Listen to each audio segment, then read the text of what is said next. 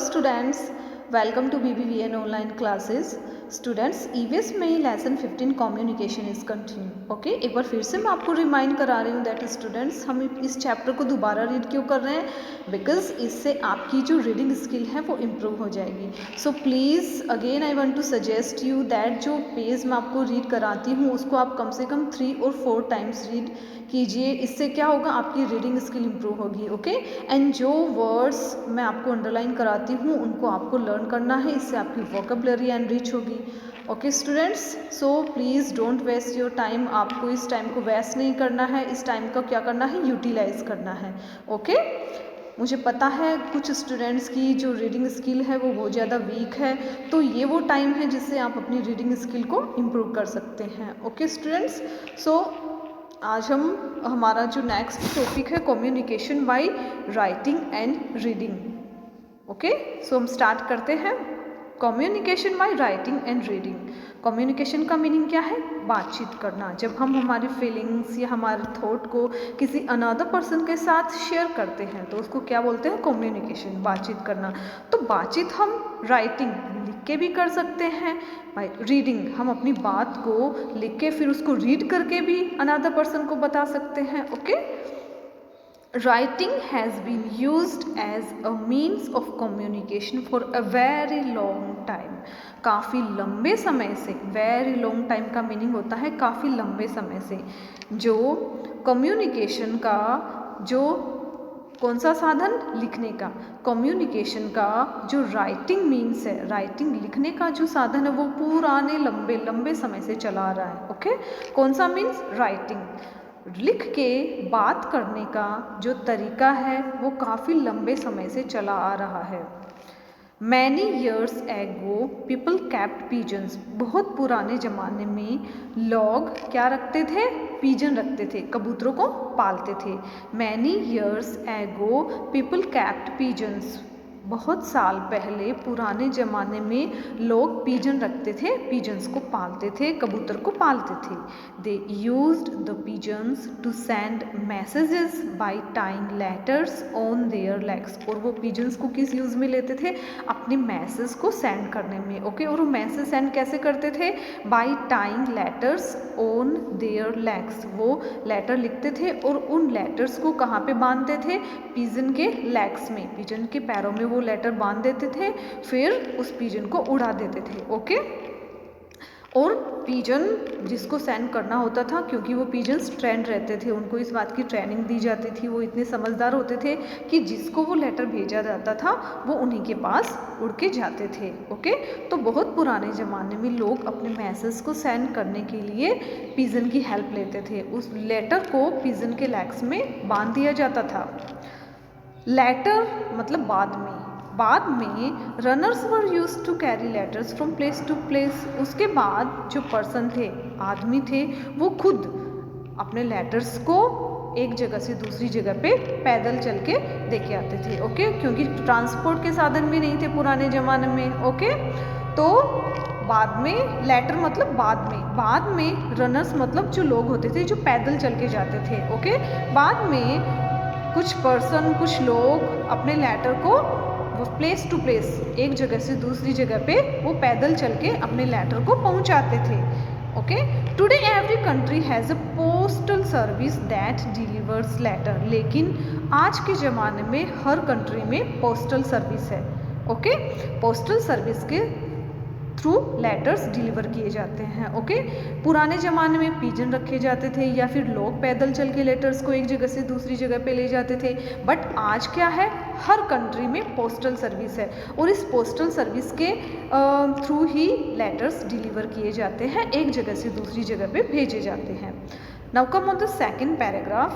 Letters are sent from one place to another through a postal system that is spread over the country.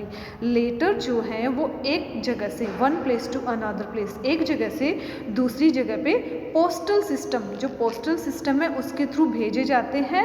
That is spread over the country, over the country, postal service जो कि पूरी country में फैली हुई है, उसके जरिए letter एक जगह से दूसरी जगह पे भेजे जाते हैं। It is very important to write the complete address of the person to whom you want to send the letter.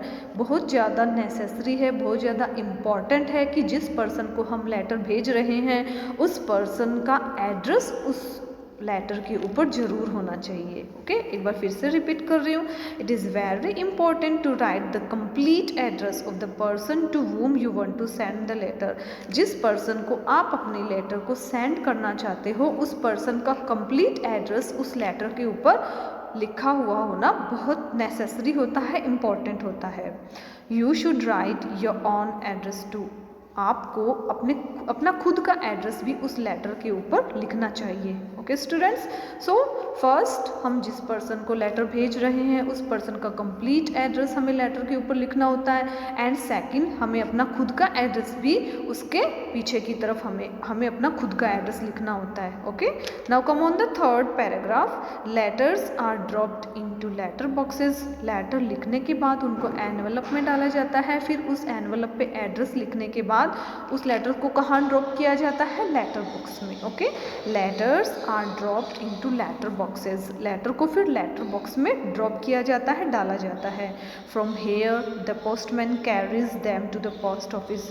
फिर यहाँ से क्या होता है? पोस्टमैन आता है, उन लेटर को लेटर बॉक्स से कलेक्ट करता है, फिर उन लेटर्स को कहाँ पर लेके जाता है पोस्टमैन? पोस्ट ऑफिस में। ओके, पोस्टमैन आता है, लेटर बॉक्स से सारे लेटर कलेक्ट करता है, फिर उन लेटर्स को पोस्ट ऑफिस में लेके जाया जाता है। Then they are sorted according to the cities and towns they have been addressed to। फिर उन लेटर्स को एड्रेस के अकॉर्डिंग अलग अलग सिटीज़ एंड टाउन्स के अकॉर्डिंग, जैसा कि उन लेटर्स के ऊपर एड्रेस लिखा गया है, सो अलग अलग सिटीज़ एंड टाउन के अकॉर्डिंग उन लेटर को छांटा जाता है। Okay, her town and city के लेटर्स को अलग अलग छांटा जाता है।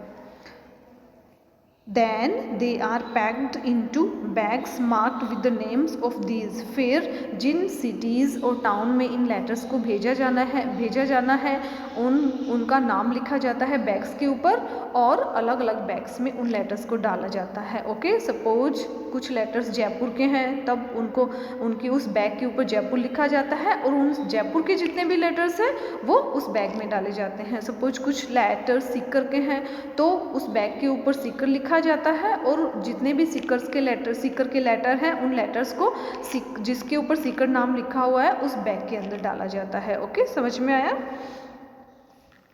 Then they are packed into bags marked with the names of these and sent by train, road और air। फिर उन सिटीज़ या उन टाउन्स में उन लेटर्स को ट्रेन, रोड मतलब जो रोड के ऊपर जो व्हीकल्स चलते हैं उनके थ्रू, या फिर एयर में कौन से ट्रांसपोर्ट के मीन्स होते हैं, जैसे एरोप्लेन या फिर हेलीकॉप्टर, उनके थ्रू उन लेटर्स को भेजा जाता है। Mail vans transport mail from railway stations और airport to the main post office. आपको पता है मेल भेजने के लिए मेल वैन्स भी होती है। ओके, मेल वैन के थ्रू जो ये मेल होते हैं वो रेलवे स्टेशन या फिर एयरपोर्ट के जरिए मेन पोस्ट ऑफिस में भेजे जाते हैं। In the post office the letters are sorted out once more. फिर सपोज जयपुर के पोस्ट ऑफिस में जितने भी लेटर सेंड किए जाते हैं, फिर वहाँ के पोस्ट ऑफिस में लेटर्स को फिर उनको छांटा जाता है। In the post office the letters are sorted out once more. एक बार फिर से लेटर को छांटा जाता है, and put into bags according to the areas. फिर एरियाज के अकॉर्डिंग उनको अलग अलग बैग्स में रखा जाता है। ओके, जयपुर छोटा नहीं है। जयपुर सपोज एग्जाम्पल के थ्रू हम जयपुर लेते हैं तो जयपुर में भी अलग अलग एरियाज है ना, फिर अलग अलग एरियाज के अकॉर्डिंग भी उन लेटर को अलग अलग छांटा जाता है। बिगिनिंग में हमने सिटीज़ टाउन के अकॉर्डिंग लेटर को छांटा था, फिर जैसे ही लेटर उस सिटी या टाउन में पहुंचते हैं फिर उन लेटर को दोबारा छांटा जाता है, सॉर्टेड किया जाता है उस एरिया के अकॉर्डिंग, अलग अलग एरियाज के according. Okay, The pin code on the address helps in this grouping. So always remember, जब हम लेटर लिखते हैं हमें उस कंट्री या टाउन का पिन कोड नंबर जरूर लिखना चाहिए. ओके, पिन कोड नंबर हमारी हेल्प करता है उन लेटर्स को अलग अलग सॉर्ट करने में, छांटने में. Okay, the pin code on the address helps in the grouping. उन लेटर्स के ग्रुप बनाने में, उनको छांटने में पिन कोड नंबर हमारी बहुत ज़्यादा हेल्प करता है. Okay students, so page number 105 हमने रीड किया है. Again I request all of you that please इस पेज को आप एटलीस्ट 3 और 4 टाइम रीड कीजिए, इससे आपकी रीडिंग हैबिट इम्प्रूव होगी. ओके स्टूडेंट्स, अब मैं कुछ आपको वर्ड्स अंडरलाइन करा देती हूँ. सो आपको स्पेलिंग्स लर्न करनी है. सबसे पहले ऊपर फर्स्ट लाइन में देखिए कम्युनिकेशन, COMMUNICATION, कम्युनिकेशन को अंडरलाइन कीजिए. फिर पिजन्स, PIGEONS, पिजन्स को अंडरलाइन कीजिए सेकेंड लाइन में. ओके, फिर फर्स्ट पैराग्राफ की सबसे नीचे वाली लाइन में है डिलीवर्स, DELIVERS, डिलीवर्स को अंडरलाइन कीजिए. ओके, देन सेकेंड पैराग्राफ की सेकेंड लाइन में है postal system. Okay, postal system को अंडरलाइन कीजिए. ओके, देन सेकेंड पैराग्राफ की सबसे लास्ट वाली लाइन में एड्रेस, ADDRESS, एड्रेस को अंडरलाइन कीजिए. ओके, देन थर्ड पैराग्राफ में ड्रॉप्ड, DROPPED, ड्रॉप्ड मतलब डालना, ड्रॉप्ड को अंडरलाइन कीजिए. ओके, देन ओके, आपको इतने ही मीनिंग्स लर्न करने हैं. ओके स्टूडेंट्स, नेक्स्ट वीडियो में हम इसके नेक्स्ट पेज रीड करेंगे. Thank you.